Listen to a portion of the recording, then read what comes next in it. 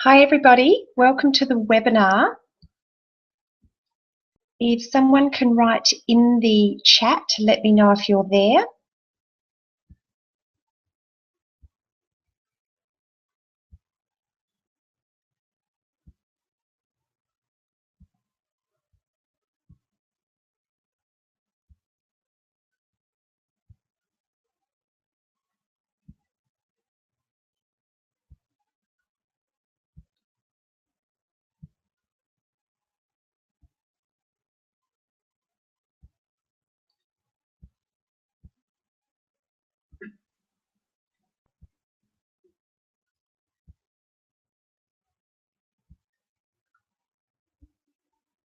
Can you hear me, Jacinta?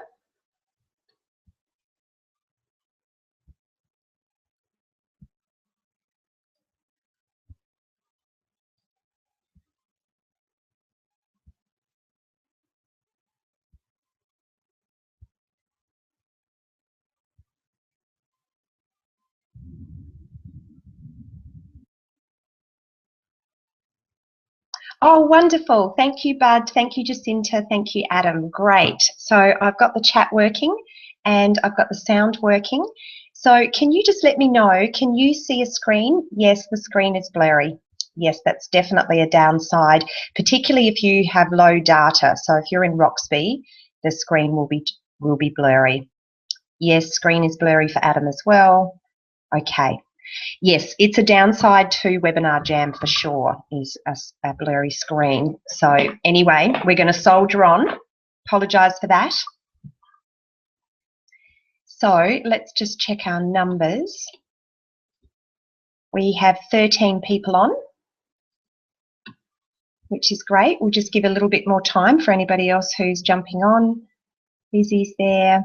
Wonderful. So everyone can hear me, everyone can see the screen, even though it's a blurry screen. So what I found out about blurry screens is basically that it's to do with internet speed. So yeah, we'll see.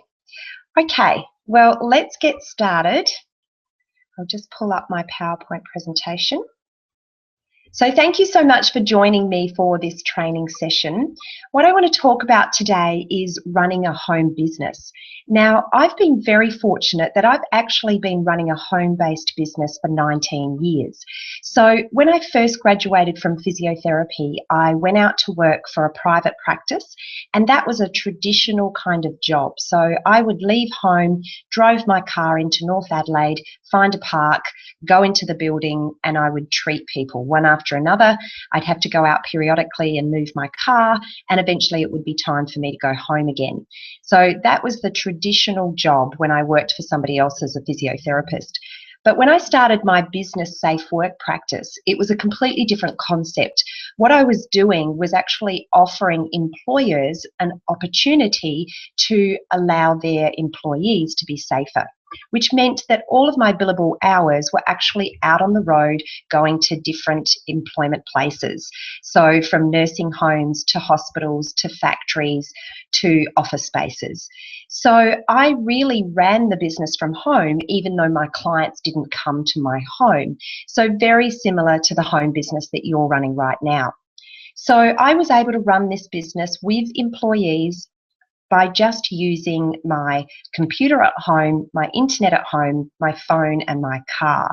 So you can see the similarities, and because I've had this experience, I have really got very good at being very, very disciplined and treating it like a business, because Safe Work practice has always been a serious traditional business to me and a big part of the family income. So what I wanted to share with you is some secrets to setting up a home business that is going to set you up and allow you to hit your goals. So some of these things might seem a little obvious, but what I want you to do with this information is actually put it into practice. So rather than just I'm just getting some messages where people have lost sound and visuals. Can somebody just let me know whether anyone can still see and hear, or whether it's just some people that are losing it? Jacinta, can you still hear me and see me? See the slide?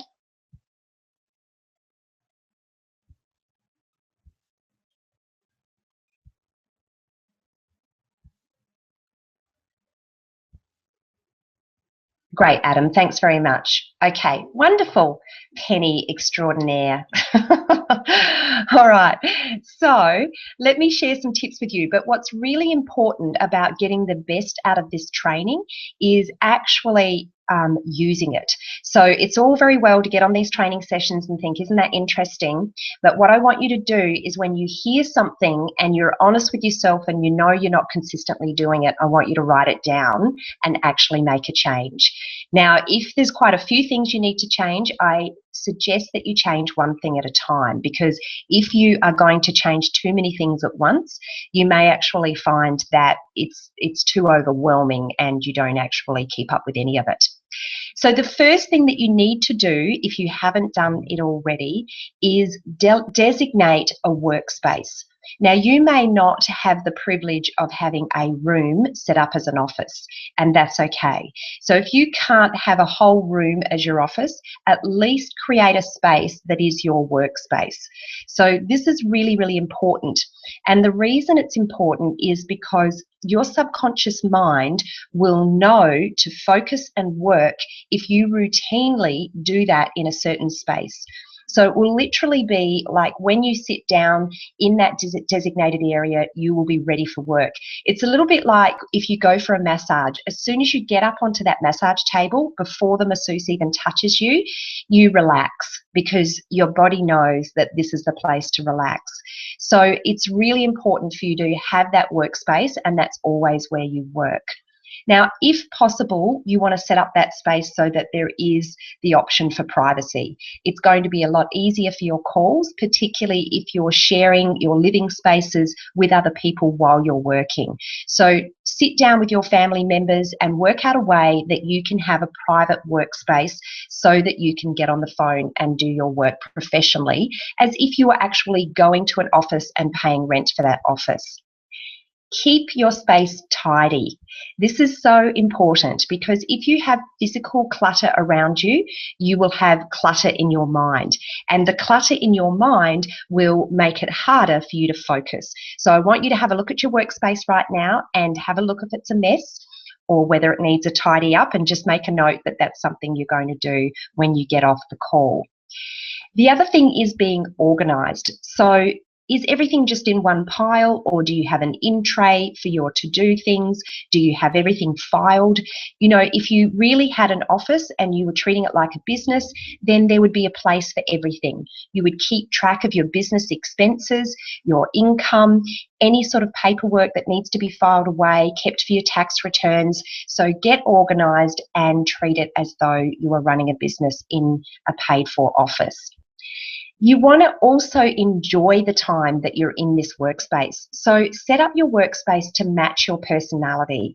Use colours that you love, you know, have an atmosphere that you enjoy being in. If you just love being around plants, make sure that you've got live plants in there. If you love burning a beautiful candle, do that, but be safe and don't burn it for too long, and don't burn it when you're not in there.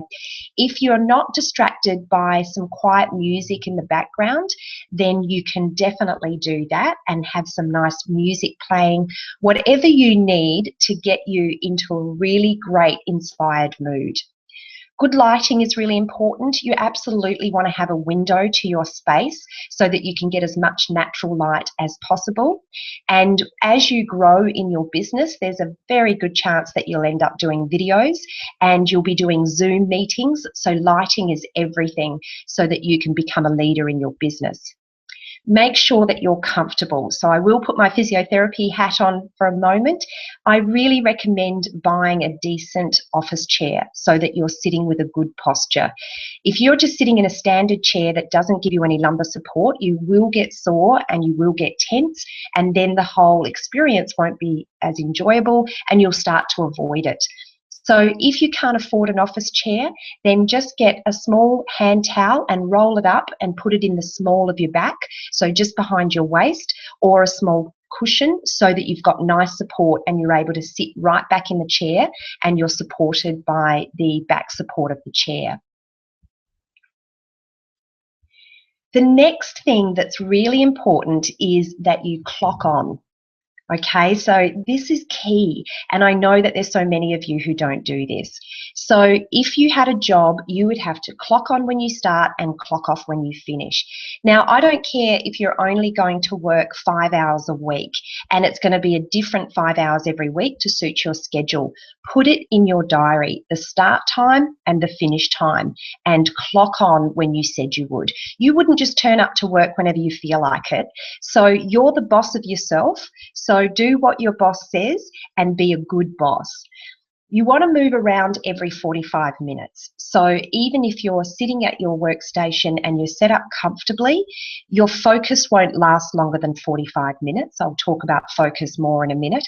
But what you want to do is move your body every 45 minutes. So even if that's standing up and walking on the spot, do some star jumps, get down on the floor and do some push-ups, whatever it is, to move the blood around your body and get the blood back to your brain. So this is why you'll start to get tired.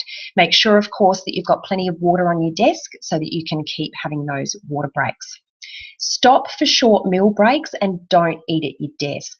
It's really important when we talk about focus that you're focusing on whatever task you're doing. So you would have heard of the term mindful eating, and this is all about focusing on the food that you're eating so that you actually enjoy it. And this is going to have great health benefits because you're going to be able to get the true energy of the food that you're eating if you're actually paying attention to it. So don't eat on the run, don't eat while you're still in front of your computer checking emails.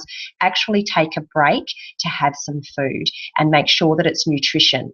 So you really want to prepare and have the ingredients that you need in your kitchen so that you can have that food. So just think about this for a minute. So when I had I still have the consulting business, but when I worked in it, when I was out on a job, I was getting paid by the hour from my client and I charged a very good hourly rate.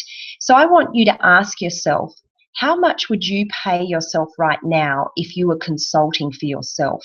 How productive are you when you're so cool doing your business? And honestly answer that, because that will just give you an idea of whether or not you are actually running a business or whether you're doing a hobby that you're just doing, when you think of it. So those sorts of questions will make you start to think about how you're going to streamline your activities. Now, this is absolute key. You might have heard of this saying before, eat the frog. What it means is do the thing you know you should do, even if you don't want to do it, first. So if you are going to clock on, for example, at 9 a.m, or if you have to get home from an all-day job and you're not going to clock on until 7:30 p.m, then at 7:30 p.m, do the most important thing that you know you have to do in your business. And we'll talk about what that is coming up next. You need to do it first. There is a great energy that comes from forcing you to do that thing that you know you should do. Don't put it off. If you put it off, you'll always put it off. So much of procrastination is about putting off that thing that you really should do by doing all of these unnecessary things first. So do that thing first.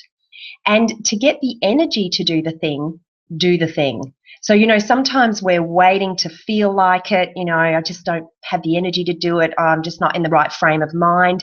Do the thing and you will have the energy. It is so energizing to actually give yourself a command and follow it and do that task. One of the best ways that you can actually avoid procrastination is make your why bigger than your excuse. So whatever it is that you think is more important than taking the actions that you need to take, think of your why. And if your why doesn't really give you an emotion and doesn't make you yearn for that, you need to really develop that why. Take it to another level. If your why at the moment is because you want to quit your job, maybe that's not big enough. What would you do if you quit your job? What would that mean to your children? What would that mean to your family? What would that mean to your health? Take it to a next level, and then what? And then what? And really get to the point where you feel like this is so important to you that you will never have an excuse big enough to get in the way of you doing what you need to do. This is really powerful as well. Set your intentions the night before. So read your calendar or read your diary or your to-do list tomorrow before you go to bed. And the reason that this is so powerful is that your subconscious mind can start to prepare you for tomorrow's actions. The other thing that you can do when you're reviewing what needs to be done tomorrow is really look at what's on the list and really be honest about what's important. What is a priority? If there's something on there that's not going to take you towards your goal, then maybe you can move it forward, delegate it to somebody else, or delete it altogether. So get really serious about how you spend your time, because you can be so productive if you're spending a lot of your time doing things that are taking you towards your goal. So let's talk about what you're doing in your home-based business and how you're splitting your time. So you've scheduled your time. So for example, some of you might be able to work 5 hours a day. So let's say, for example, that you're able to work from 9 a.m. until 3 p.m. with a lunch break in the middle. So you've actually got 5 hours to dedicate to your home-based business. Approximately 80% of your business time should actually be dedicated to income producing action. That's why you're in business. You're in business to create income. So you want to avoid wasting a lot of your time doing tasks that are not creating income. So what are these income producing actions? Well, number one, generating leads. So if you've just started, this is going to be brainstorming your list. Who do you know? Who do they know? Who are the go-getters? Getting it out on paper. Put it on an Excel spreadsheet. If you want to write it in a book, write it in a book, but brainstorm it. That's the way you're going to generate leads when you first start. Once you've worked through your warm list, you're going to be generating leads through referrals. So every person that you talk to who you know, if they're not interested themselves, you'll ask for referrals. And this can give you an ongoing source of leads. Once you've moved past referrals, you're going to be creating a new warm market. So you're connecting with people out there, finding out what makes them tick, finding out what's important to them, and creating more leads. So generating leads is going to be a big part of those actions that you take every day in your business. The other thing that you're going to be spending a lot of your time doing is sharing your story. So if you're not good at sharing your story, get good at sharing your story. I spend many hours a day talking to people on the phone, sharing my story. And I'm sharing it honestly and genuinely. But my story has a point. So as you've heard before, facts tell and stories sell. But a story has to have a point. So the point is going to be whatever you've learned from listening to the lead that you've been talking to. So get very good at sharing your story, because this is one of those income producing actions, because this is what gets to people's emotions and makes them open to hearing more. And of course, we're going to spend lots of time inviting new people to learn about the products and the opportunity. And you all know how to do that. You're sending a link to a live webinar. You're sending a link to a recorded webinar. You're getting them along to a live event. You're getting them onto a 3-way call with your upline. There's all of these different ways that you can invite people to learn about the products and the opportunity. Following up is key, and we'll talk about how to track this, but this is one of your income producing actions, because a lot of people who have joined my business were not interested a year ago, 2 years ago, even 4 years ago. So if I had not kept in touch with them, kept following up, I would not now have them in my business. Enrolling and getting people started. This is such an easy system to do, but it's a matter of treating it like a business and treating it like a system. When somebody says yes to your business, get them started. They want to know how to do it.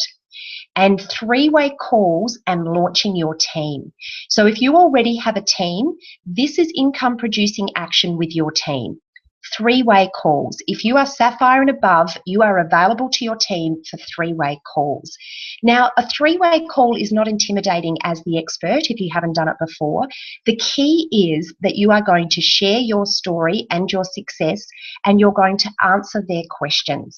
So you need to listen to what the person is saying, relate to them as you share your story, and then answer their questions. It's very similar to when you're doing your own prospecting. If you need any coaching on being the expert on a three-way call, if you're a Sapphire and above and you haven't started doing it yet, just let me know and I can teach you how to do that. Launching your team. So if you have a team, even of one person, help them launch. It's so important for you to be able to meet their contacts and allow their contacts to have a look at this information. So all of these actions are income producing action. So if you have 5 hours per day, 80% of those hours are going to be spent doing these tasks. If you have 1 hour per day, 80% is going to be these income producing tasks. So make sure that you're getting the balance right and most of your time is in these activities. So as I mentioned before, you need to track what you're doing. So if you just do all of this randomly, you are not going to keep track.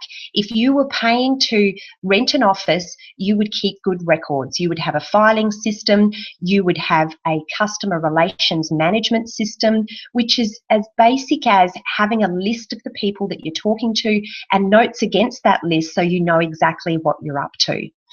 So keep good records. Track who you are talking to, when, and the outcomes. And so that you can be accountable, you have to have targets. Otherwise, you've got nothing to measure yourself against. And this is so important. So if you're spending 5 hours per day, you might be generating 50 leads a day and you might actually be talking to 5 or 6 people a day. So it really depends on how many hours you're putting in. So make sure that you're setting your own targets. Start with the big targets. It's still only February in 2016. All of you should have a very clear vision of what you want to achieve in 2016. What would you love to see your life look like at the end of this year? Imagine it's Christmas time. What has changed in your life? You want change. You want to grow and you want your business to grow. So set a very specific target and time date it so that you know what you want to achieve in 2016. You can also set targets from event to event. At the moment, everybody in Step Up to Success has their target. If you're going for Sapphire, it's the end of March. If you're going for Sapphire Elite, it's the end of April. For those who are going for Sapphire in time for the Sapphire dinner in Australia, it's going to be in time for that event in May. So make sure that you're setting your targets towards these events and these incentives. But then you want to narrow it down to weekly and daily. If you know that some days you can only put in an hour and another day you can put in 3 hours, you might want to have weekly targets. The number of people you're going to connect with each week, the number of people you're going to speak to each week, your goal enrollments each week. And then you want to record all of this. I've put into the Step Up to Success group a Excel spreadsheet example. I find Excel really easy to work with so that you can track where you're up to. When you're due to follow somebody up, make sure it then transposes into your calendar or your diary so that you're not having to look over this great big list of names all the time and try and find where you're up to with people. If you've decided that person that you spoke to yesterday is someone you're going to follow up in 2 days, it's straight back in your diary so that you do it on that day. So you want to make sure that you're tracking that through a diary or a calendar. So how do you spend the rest of your time?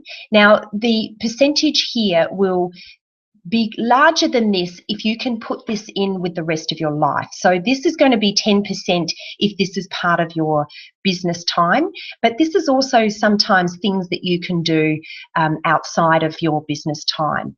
So I just want to make this point about learning. It's really important for you to always learn. We never, ever, ever stop learning. If we're not learning, we're not growing. And if we're not growing, we're slowly dying.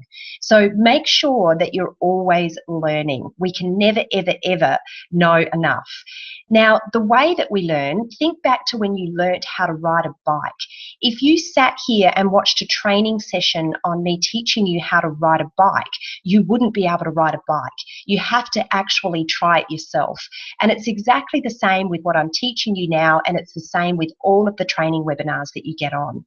You need to get the feedback of what works and what makes you fall off, and then you tweak it. So when you're on the bike and you stack it, you realize that you are leaning too much to one side and you start to feel what balance is. And it's exactly exactly the same when you get good at talking to people on the phone. You might say something that doesn't go down well and you tweak it, and next time you say something different. You can also go back to your sponsor, talk to them about what you're saying, what the person's saying back to you, and if they've had experience with that, they'll be able to share with you exactly how you can tweak it.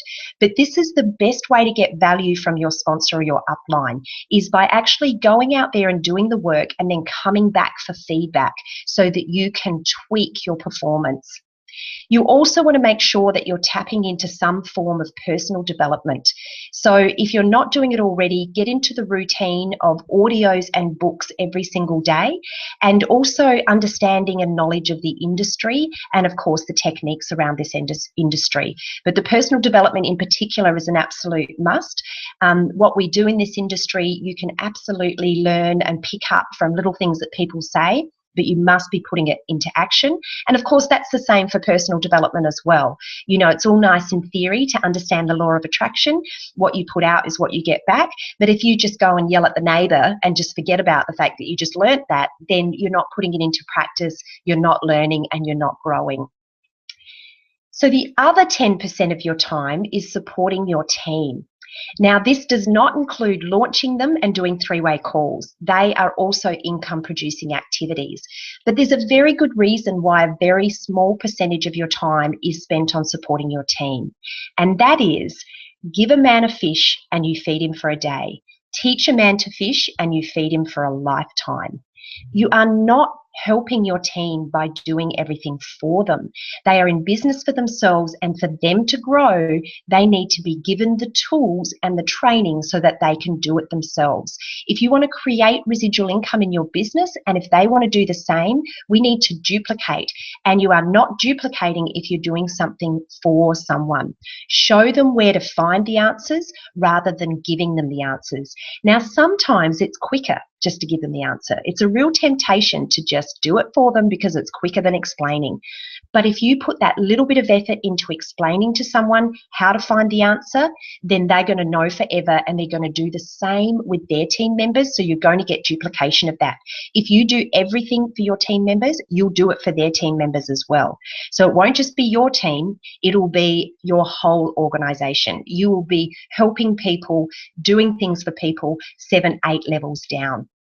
So you can get them to tap into the system. You do not have to run this training yourself. There'll be a recording of this training. You can send it to your team and say, check this out. This is going to be great for you organising your home business. So it's done for you. You don't have to repeat it and run your own training sessions on topics that have already been done. Get them into the weekly webinars, get them inviting their prospects on there, and the live events. All of that system means that they are being supported by an entire team and an entire family of company rather than just you. You really want them to tap into that team mentality rather than becoming reliant on you, because then what's your exit strategy? How do you ever actually retire, which is the goal of your home-based business? Now, focus. This is really, really big and a really great one for all of us to work on. Turn off distractions. Now, I can't see you put up your hand, but I want you to anyway. Put up your hand if you know you're guilty of being distracted, and particularly by Facebook. It is so easy to get sucked into the vortex of Facebook. Don't do it. When you're on scheduled business time, would your boss pay you to be browsing through Facebook? If you want to schedule in time for browsing through Facebook, then schedule in time, but not on your business time. That is not income producing activity. That's not personal development. That's not supporting your team. So what I do is I schedule in times to go in and congratulate people who have rank advanced and to welcome people who have been invited into our team. So I don't just browse and scroll and hang out on Facebook. I cannot be productive if I'm doing that. So when I'm doing something, I'm just doing that thing that I'm doing. It is so powerful. You know, it used to be almost something to brag about that women multitask. Well, stop saying it, girls, because it's not helping you. Multitasking is not a positive thing to do because you're not doing any of those things with intention and focus, and you're not present. So when you're with your kids, be with your kids. Turn off your phone, put your phone away, look at your kids, listen to them, and be with them.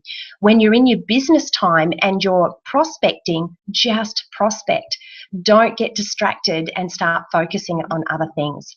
There's a really important reason that focus is so powerful, and that's because our efficiency improves when you intently focus. I'll give you an example. So have a think about when you've watched an incredible performance. So say, for example, you've watched someone sing on stage and you get goosebumps and you feel it, like you feel the energy of that person who is just smashing it. They're amazing.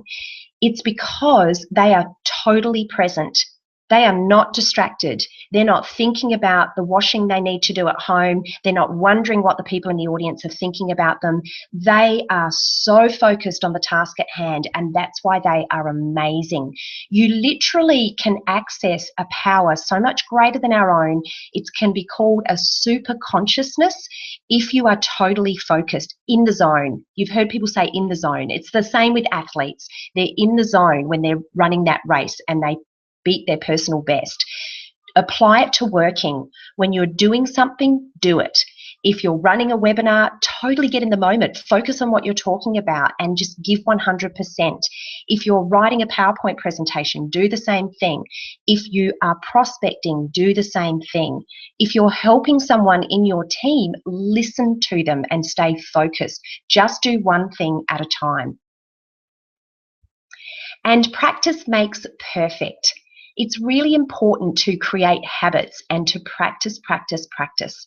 So just like the riding a bike example, there might be some athletic kids out there that learn to ride a bike day one, but in general, kids are going to have to fall off, get back on again, fall off, get back on again.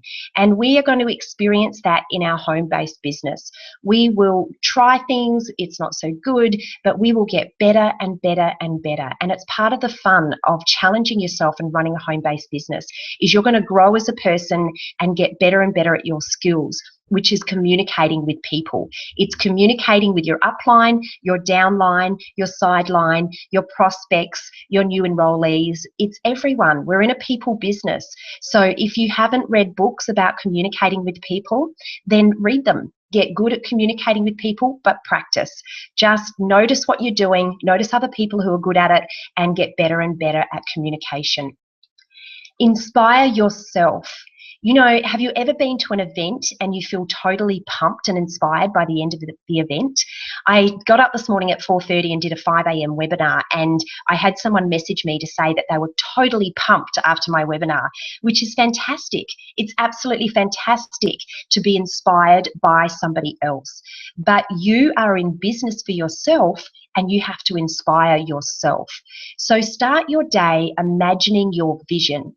So imagine it in every detail. If you think that you're not good at imagining, what I want you to do right now is picture your fridge. Can everybody picture their fridge? Now, what hand do you use when you open the fridge? Reach forward, don't move out of your chair, reach forward, you're opening the fridge. What hand is it? You know what hand you open the fridge with because you were just visualizing yourself opening the fridge. You could see your fridge. If there was some marks on there, if there was some magnets on there, some photos, you could see that because we think in pictures. So we're all able to think in pictures. If you just sit down to imagine and you find your mind goes blank or it just starts wandering, then write it down. Write down every day what your life looks like when your life is perfect in your eyes. Now, there may be lots of things that are perfect in your eyes in your life already, and that's fantastic. And there are. Focus on those, but what are the things that you'd love to tweak? You know, would you like to be able to spend more time with your family? Would you like to be able to travel more? Would you like to buy some nicer clothes? Whatever it may be, What does it look like in detail? And really imagine what that feels like. How do you feel now that you're that person? What is life like? Remind yourself often of your why, that really important why that pulls on your heartstrings. And that is what's going to inspire you and get you to the energetic level where you can sit down and focus and pour all of that energy into being productive and being good at what you're doing. Exercise before you start. So for me, it's perfect because I exercise every morning as soon as I wake up, and I do the school run, and then I start my business. So I'm completely pumped from the adrenaline and the serotonin and all of those feel-good hormones that I've got going from my exercise. But if you're somebody that has to start work in your business after you finish work, you might need to fit a few stretches or even a little walk before you start so that you're actually very energized. And this is a big one. Tell yourself that you love inviting people to look at what you have. I'll share with you something that I did when I was consulting in my physiotherapy business. I used to go and see people in their workplace, and I used to have to write very, very long medico-legal reports. Now, I used to, in my heart, groan at the thought of those reports until I realized that that was blocking my energy and my flow, and it was making the reports take forever. So I decided to tell myself that I loved doing reports. And my kids always used to laugh at me because I'd say, I'm off to do a report. I love doing reports. And I would go off and do a report. And you know what? When I did that, I got really good and really efficient at doing those reports, and I could smash them out. Honestly, it was amazing how fast I could get those reports out, and they were really good as well. So do that about the thing that you may feel like you don't love right now. So if you still aren't into the habit of connecting with people every day, then tell yourself that you love it. Tell yourself that you love it, and you will love it. And I love it. You know, it's amazing how amazing it is to connect with new people. And very importantly, laugh and have fun in your business. It's a people business. So make sure that when you are connecting with people that you're being yourself and, you know, cracking a joke and really, you know, getting in touch with that humor side that we all have, because it's so important to have fun, and you'll stick at it for a very long time if you enjoy it. Control your feelings. Now, this is enormous. In home-based businesses, in any business, things can go wrong. So one day things will be great and one day things won't be. One day your app will work and one day it won't. Then you'll have technical difficulties with your computer, and then somebody will leave your business. So things are going to happen, and you're not in control of those things, but what you are in control of is your feelings. You are in charge of how you feel, and how you feel will determine what you do. Has anybody heard the saying or said it themselves, I don't feel like doing it today? Put a yes in the comments if you've ever said, I don't feel like doing it. And if you haven't said it, maybe you've thought it. Well, there's a reason that the word that we use is the word feel, and that's because what we do is a result of how we feel. So you need to have a look at the way that you're feeling and make a change to it. If you're not feeling great, do something about it and then get back into that inspired action. You know, we call it work, but really, this is your choice. This is what you want to do. You chose to do this home-based business. So it's not work in the terms of hard toil. It's actually inspired action. So inspire yourself, get your feelings up where they should be, and take inspired action. Everything is energy. If you hold your hand up and look at it, you think that it's a solid mass, but it's actually millions and millions of little vibrating cells. It is movement. It is energy. It's not solid. Your thought begins this energy, and your emotion amplifies it, and your action increases the momentum.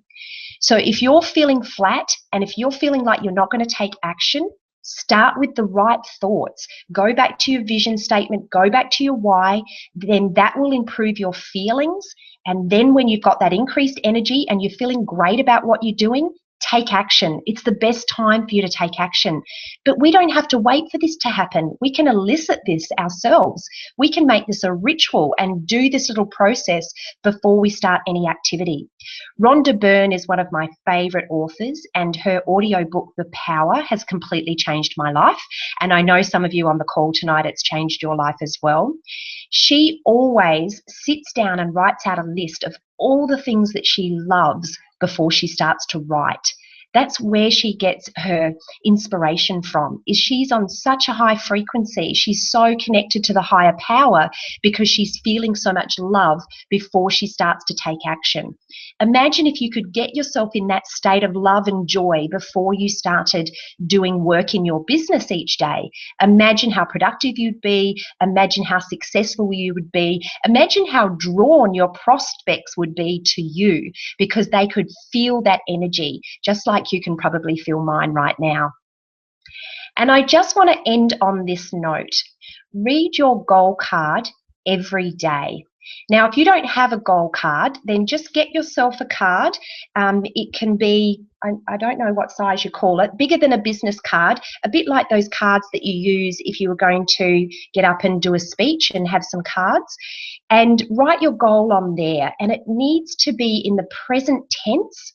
You want to date stamp it as well. So, for example, this could have on there,